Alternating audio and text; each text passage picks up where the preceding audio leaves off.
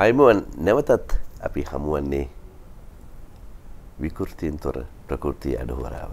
සුන්දර 70යි ඔබයි මමයි. මතකයි 70 අපි බිහි කළ සංගීතේ මුසුකොට බටහිර ආරේ තත් අතරින් ගිටාරයේ නිනවූ ඒ රස කාලේ අදටත් පවතී පෙරවාගේ චිත්‍රපට, චිත්‍රකතා, ක්‍රීඩා, නවකතා, වේදිකා නාට්‍ය වගේම ශ්‍රී ලංකේය සංගීතයේ සුන්දරම යුගය 70 දශකයේ ලෙසින් හැඳින්වෙනවා. අද අපි ටිකක් මේ කතා කළ යුතුම කෙනෙක් ඒ 70 දශකයේ දැන් අපි මෙහි සිංහල පොප් ගැන කතා කරනවා. කෆරිඤ්ඤා පැත්ත එහෙමත් නැත්නම් විවිධ සංගීත ශෛලීන් තියෙන අතරේ ටැමිල් පොප් බිහි වෙනවා. ඇත්ත වශයෙන්ම. අහම්බෙන් විල්සන් and the Thundersparks නේද? ඒ සංගීත කණ්ඩායමේ නම. මේකේ ඉන්නවා අපූර්ව පුද්ගලයෙක් ඒ.ඊ. මනෝහරන් කියලා. ඔහු බොගවන්තලාවේ ශ්‍රී ලාංකික ද්‍රවිඩ, ඉන්දියානු ද්‍රවිඩ නෙවෙයි. නමුත් මොකද්ද අවාසනාවකට 83 අපේ තිබිච්ච මේ ත්‍රස්තවාදීක බෙදුම්වාදීවත් වර්ගවාදීවත් කියන්න බෑ. අපේ මිනිස්සු එහෙ අපේ රටේ මිනිස්සු මේ ඕක පටලවාගෙන නිකන් ඇදුනට අපූර්ව දෙයක් සිද්ධ වුණා. සුපගුණන් චයිම් සංගීත කණ්ඩායමේ කඳ සුරිඳුනි ගීතය අච්චර ඉහළ තලයකට යනකොට මේ අපි කියන ඇන්තනි පිල්ලේ එමැනුවෙල් පිල්ලේ මනෝහරන්ට අවශ්‍ය වෙනවා මේක ද්‍රවිඩ භාෂාවෙන් ගායනා කරන්න. ඒ කරලා සූර්ය ලේබල් එකට තමයි මේක සිද්ධ වෙන්නේ. මනෝමයි ලියන්නේ. හරි අපූර්ව පුද්ගලෙක්. මෙච්චර කල් අපි හැමදාම කරේ ඉන්දියාව කොපි කරන එක. හින්දි වෙච්ච දින්, ද්‍රවිඩ වෙච්ච දින්, චිත්‍රපටද ගීතද හැමදේම එහෙමයි. මීට පස්සේ තව අපූර්ව දෙයක්ත් වුණා. මම ඒක ගැනත් කියන්නම්.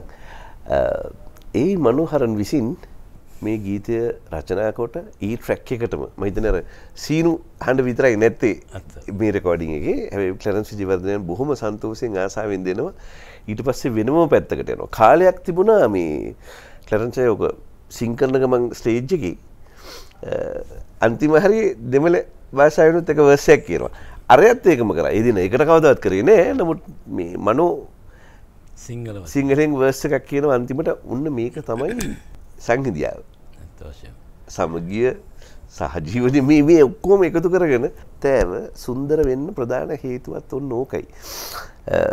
ඔබේ මොනවද මතකයෙන් තියෙන්නේ මනෝ ගැන? මනෝ ඇත්ත වශයෙන්ම මේ ගීත ගායනයට පෙර ගුවන්විදුලි සංස්ථාවේ සේවය කළා. නිෂ්පාදකයෙක් හැටියට.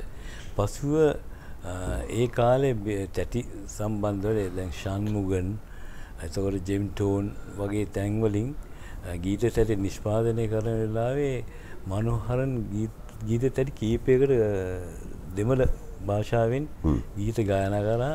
නමුත් එයා සිංහලෙන් ගායනා කරේ නෑ ඒ වෙලාවෙත්. ඔක්කොම ද්‍රවිඩ භාෂාවෙන් තමයි ගායනා කරේ. මට මම ඒක පටිගත කරා. කා කා කා කා කා කා ජනප්‍රිය වුණා එම තැටි. ඉතින් පස්සේ ඔහොම ඉන්න අතර තමයි මේ වික්‍රම සූරිය මහත්මයා, කියන්නේ සූර්ය ලේබලේ වික්‍රම සූරිය මහත්මයා ශ්‍රොක්සාමි මහත්මයාගේ මාර්ගයෙන් මනෝහරන්ගේ ගීත තැටියක් කළා. ඒක අති ජනප්‍රියත්වයට පත් වුණා. ඒ ඔය කතරගම නෑ වෙනගේ ඊට පස්සේ වෙන තැටියක්. මුල්ම තැටිය සූර්ය ලේබලේට තැටියට කරේ. ඒක තමයි අර මේ කෝරංජනීට සරණයි. ඒක එක පැත්තක්ම තනිකර ඒ ගීතය, අනිත් දෙකේ එකක් ගීත සිංහල ගීතයක් එහෙම වුණා. ඊට පස්සේ ඉතින් ඒ තැටිය සෑහෙන්න විකුණුනාම ඊට පස්සේ දැන් මනෝහරන් කොහොම හරි දැන් ක්ලරන්ස් විජේවර්ධනයන්ගේ සුපර්ගෝල්ඩන් චෑම් සංගීත සංදර්ශන වලට ඉඳලා හිටලා සෙට් වෙනවා. අර සූර්ය ෂෝ හරහා එහෙමද? සූර්ය ෂෝ හරහා. ඉතින් ඊට පස්සේ තමයි ඔය කඳ සුරිඳුනි ගීතය ක්ලරන්ස් මම හිතන්නේ සූර්ය ලේබලට කරපු 4 වෙනි නැත්නම් 5 වෙනි ගීත තැටිය. මට මතකයි. සුපර්ගෝල්ඩන් චෑම්ස් පළවෙනි එක. ඔව් සුපර්ගෝල්ඩන්. ඊට පස්සේ කොහොම හරි එම ගීතය මේ වික්‍රම සූරිය මහත්මයා තමයි මනෝහරන් දාලා ද්‍රවිඩ භාෂාවෙන් කරමු කියලා යෝජනා අදහස. මොකද ඒ සූර්ය ලේබලේ තැටි සම්පූර්ණයෙන් අධීක්ෂණය එතුමගේ යටතේ තිබුණේ. මොකද කවුරුත් කියන දෙයක් අහන කෙනෙකුත් නෙවෙයි.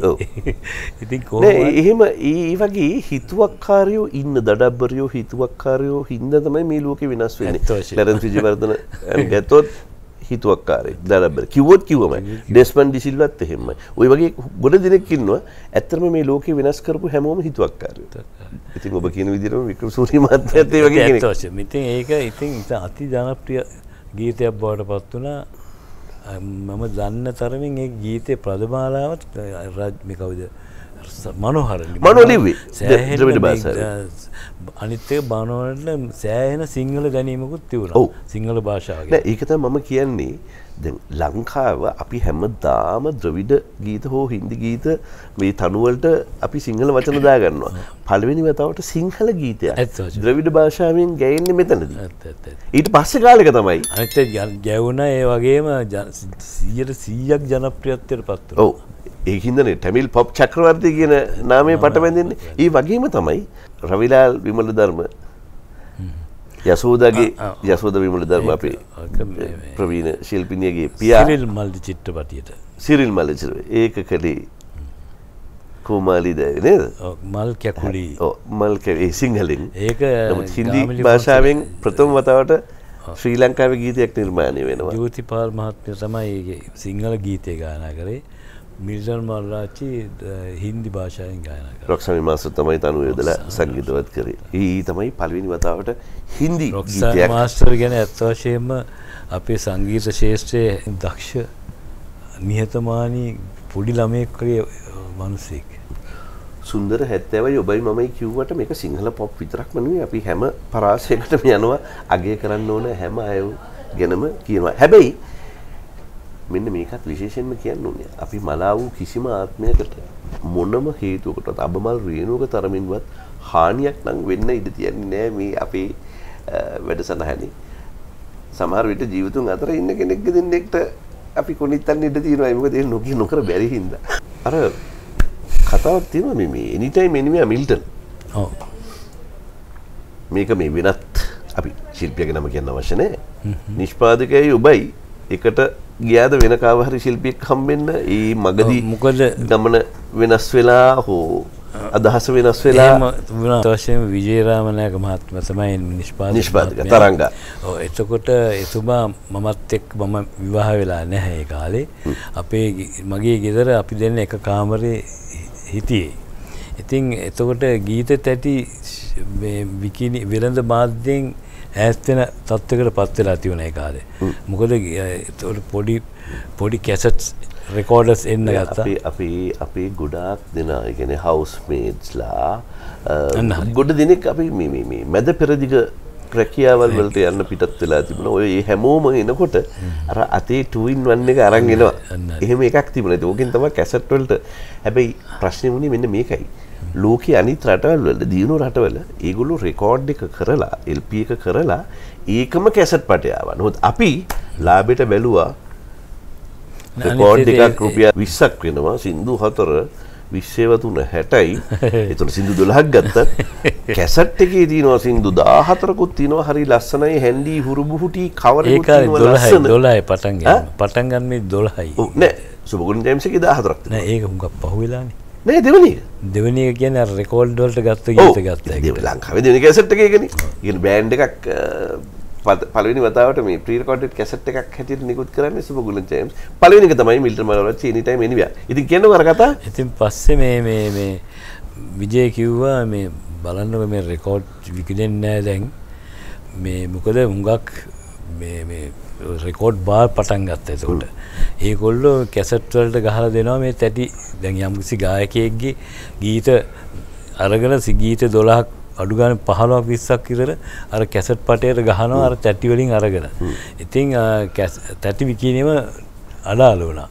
ඊට පස්සේ අපි කැසට් එකක් ගැහුවොත් මොකද වෙන්නේ කියලා විජේ ඉතින් අපි රැයට කතා කර ඉන්නකොට පස්සේ එක දවස් විජේ උදේ කිව්වා වර්නන් අපි යන් කොහොම හරි අවසානයේදී මිල්ටන් මල්වාච්චි මහත් ඊට කලින් එකද ගෙදරකට ගියා බෙල් එකක් ගැහුවා කවුරුත් එළියට ආවේ නැති කතාවක් කියන එක ඇත්තද? ඒක තියෙනවා ඉතින් හරි කොමින් හරි මිල්ටන් මල්ලවරච්චිලගේ ගෙදර ගියා. යනකොට මිල්ටන් ඒ වෙලාවේ අර සිනහව අතරින් කඳුලක් උපන්නා කියන ගීතය පුහුණු වෙමින් උදේ 10 මාට විතර අපි ගියේ. ඒකට හෙක්ටර් සොයිස කියන සංගීත අධ්‍යක්ෂකවර සමග වාඩි වෙලා. ඊට පස්සේ ඉතින් එතුමා ඒ වැඩේ අවරලා ගියාම මේ විජේ කිව්වා අපි ආවේ සින්දු ටිකක් කරන්න කියලා කිව්වා. ඊට පස්සේ කැසට් එකක් කරන්න කියලා කිව්වම මිල්ටන් කිව්වා පිස්සු මොනවා කැසට් කියලා. එයා ඒෙන් සද්දයක් දැම්මා. ඊට පස්සේ මං හැමින් විජේට කැසට් කතාවක් කරන්න නැහැ මෙතනට. ඔයා කියන සින්දු 12ක් කරන්න ඕන කියලා කිව්වා. පස්සේ සින්දු 12ක් කරන්න ඉතින් කතා කරලා කැමති වෙලා තමයි මේ සින්දු 12ක්ම LP එකක් කියලා හිතන්නේ. LP එකක් කියලා. ඉතින් මිල්ටන්ගේ ගීත පළවෙනි වතාවට කරේ. එතකොට මිල්ටන් කිව්වා කවුද මේ සංගීත අධ්‍යක්ෂණය කරන්න කියලා ඇහුවා. එතකොට විජේ කිව්වා තාම අපි අදහස් කරලා නැහැ කාටද. ඊට මිල්ටන් කිව්වා 6ක් දෙන්න ඕන කිව්වා ක්ලැරන්ස් විජේවර්ධනට. අනිත් 6 දෙන්න ඕන කිව්වා සරත් දසනායකට. පස්සේ විජේ කිව්වා නෑ මට කපන්නේ නැහැ ඉතින් ඔයා කියන්න කියලා. ඒ කියන්නේ ඒ දවස්වල බොහොම සමීපයි දෙන්න. කවුද? මේ මිල්ටන් මල්ලවරච්චි සංගීත අධ්‍යක්ෂකවරු දෙන්න. අතවශ්‍යම සුපර් ගෝල්ඩන් චයිම්ස් සංගීත කණ්ඩායමට පිටස්තර ගායකයෙක් හැටියට සින්දු කියන්න ලැබුණ එකම ගායකයා තමයි මුල් අවදියේ මිල්ටන් මල්ලවර. වෙන කිසිම ගායකයෙක්ට බත් මේ වාදනයෙන් සහාය කරේ නැහැ ක්ලැරන්ස්ලා. ඒකට සමහර අය අමනාපකමක් තිබුණා. අපි එතනට මම ඒ ගැනත් කතා කරනවා මම අහනවා. මට කියන්න ක්ලැරන්ස් විජේවර්ධනගේ සංගීත දිවිය ගැන බොහෝ අය නිර්මාණශීලී බව ගැන කතා කරාට මෙන්න මේ දේ ගැන කවුරුත් කතා කරනවා ටිකක් අඩුයි. කතා කරන්නේ නැහැ ඇත්තටම. මොකද්ද? අර හිමින්චරේ පානගෙන දුවේ හර්ෂණි මම දන්නවා ඔබ කතාව දන්නවා මම ඒක කලින් කියන්නේ ඒ බලන්නේ පදමාලාවත් එක්ක බැලුවම ඒ තනුව සහ සංගීතය යොදලා තියෙන ආකාරය පුංචි ළමෙක් අර අඳුරේ අතපත ගාගෙන ඇවිදින ක්‍රමය පුංචි දරුවෙක්නේ. එතකොට ඒකයි අර එකපාරට දැන් ළමෙක් අඩමානට ඇවිදිනකොට වැටෙනවනේ. එතකොට කෑ ගහලා අඬනවා. අර සැක්සෆෝන් එකෙන් එන්නේ හඬ. සෝෂයෙන්ම මම මගේ බිරිඳ වැඩ කරේ මිලින්දෝරු දෙපාර්තමේන්තුව. මම ඇයව තන්ට ඇරලා කෙලින්ම ක්ලැරන්ස්ලා ගෙදර තමයි උදේ එන්නේ. මොකද එහෙම තමයි අපි වැඩ ගිහලා තිබුණේ. ඊට පස්සේ ක්ලැරන්ස් කිව්වා මිල්ටන්ගේ සින්දු ටික කරන්න හදන්න ඕන වුණන් අපි යන් මිල්ටන්ලා ගෙදර ගිහලා මේ එහෙට ගියා. යනකොට ප්‍රේමගීතිත් එතන හිටියා. කැරම් ගහන්නත් චෙට්ටි වලේද? එතන හිටියා. ඉතින් මේ උදේ 10 මාට විතර ඇති. ඉතින් මිල්ටන් ඉතින් මදුවිත පාවිච්චි කරනවා දෙන්නම හිටි. ඒ වෙලාවටත් එහෙමයි. ඔව් මේ පාන්දර ගාන කට්ටිය. ඊට පස්සේ ඉතින් ක්ලැරන්ස්ට වල්ලා අපි දැන් කැරම් ගහන ගමන් ඉතින් කතා කරන ගමන් මේ මිල්ටන්ගේ ලොකු දුව හර්ෂණී ලොකු දුවකට ඒ කාලේ පොඩි. එතකොට මේ ඉපදිලා පුතා සුළු කාලේ අවුරුදු 3ක් 4ක්වත් නැති ඇති. ඊට පස්සේ මෙතන මිල්ටන් පිටිපස්සේ ගෙදර පිටිපස්සේ කුස්සි කෑල්ලක් හදනවා මේ බාසුන් නැහැලා.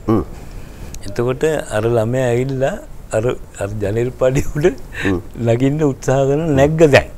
නැත්නම් මිල්ටන් කෑක් ගාලා යකා වගේ අර ළමයා ඉතින් ගියා. ලද්ද ගන්න ස්වර්ණ හම්බුන වෙලා ස්වර්ණටත් බැලලා ඊට පස්සේ ගියාම එකපාරට ප්‍රේමගීති මොකද්ද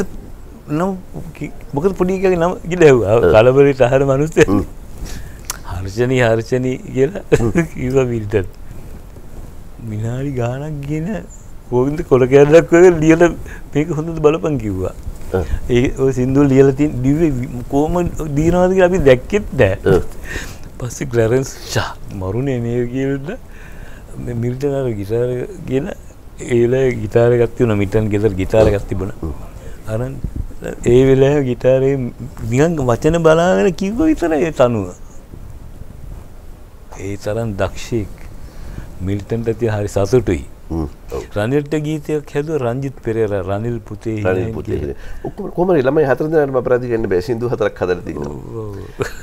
ඔන්න ඔක තමයි කවුරු මොනවා කිව්වත් දුවේ හර්ෂණී ගීතේ සත්‍ය කතාව.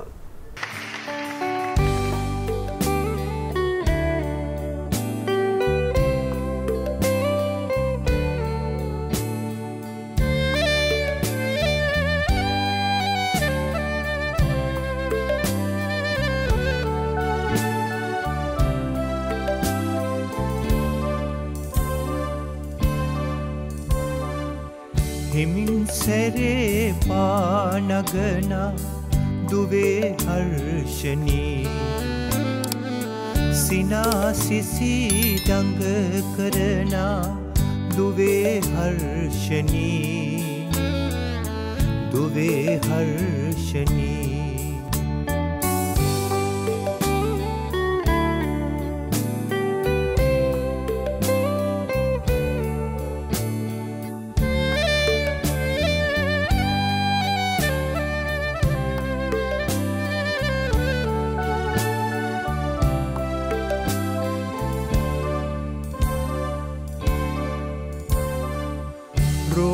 මලක පාට ගෑව ආකාසේ හැන්දෑවක ඈත ඇදෙන කුරුළු රෑන ගයන ගීත ඉල්ලාගෙන මුමුණන්නම් නලවන්නම් හිමින් සැරේ පානගනා දුවේ හර්ෂණී සිනාසිසි දඟ කරන දුවේ හර්ෂණී දුවේ හර්ෂණී මනෝ ගැන හරි අපූර්ව කතාවක් මට කියනවා ශ්‍රීකාන්ත දසනායක. ඔක්කොමලා ෆුල් පොපියුලර් පීක් එකේ ඉන්න කාලේ දැන් මනෝත් හරි ජනප්‍රියයි සුබගුලන් ජේම්ස්ත් එහෙමයි. කිව්වලු Clara,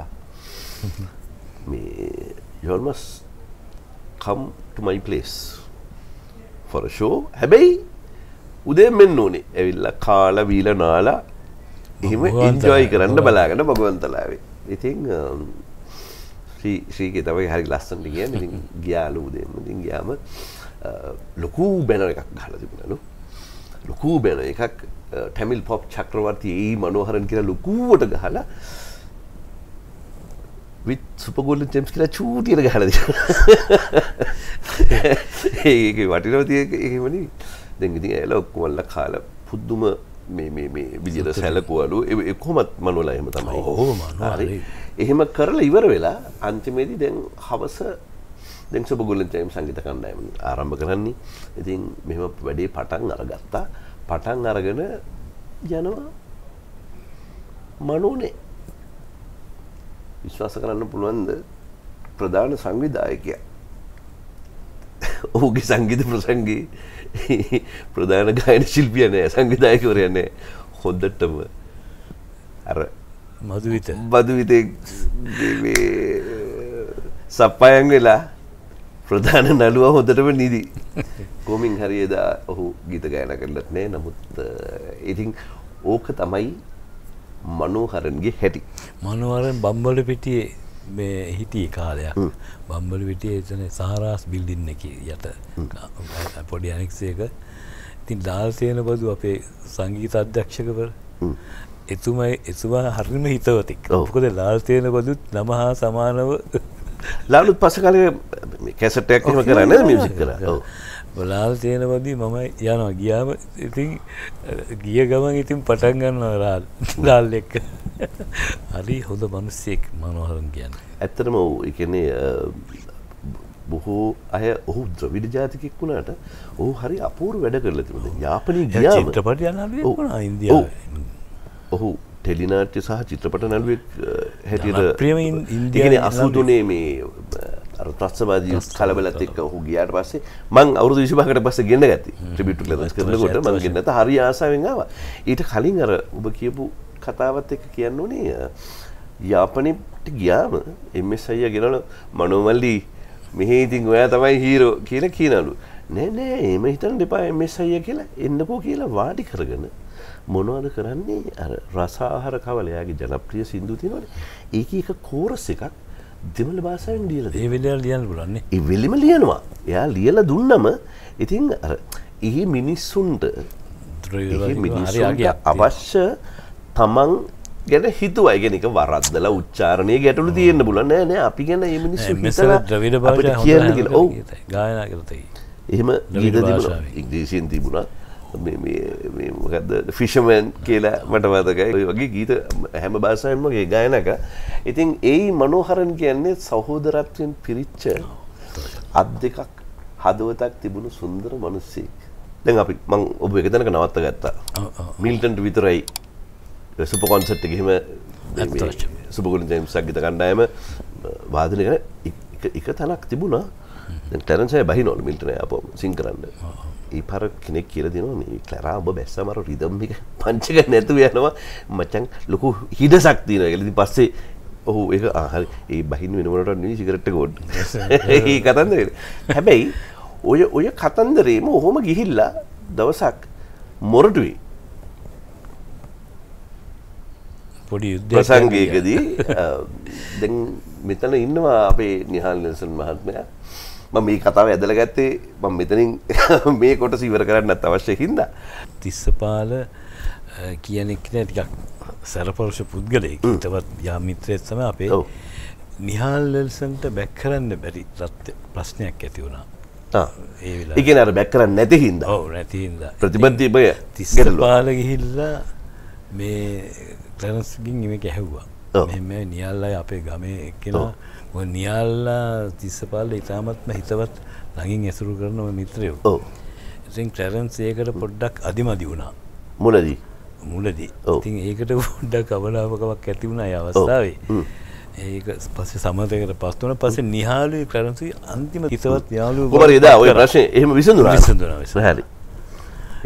අන්තිමට එදා තමයි නිහාලුයි ක්ලරන්ස්ගේ ඉතාම අතිජාති මිත්‍රයෝ බවට පත් වුණේ.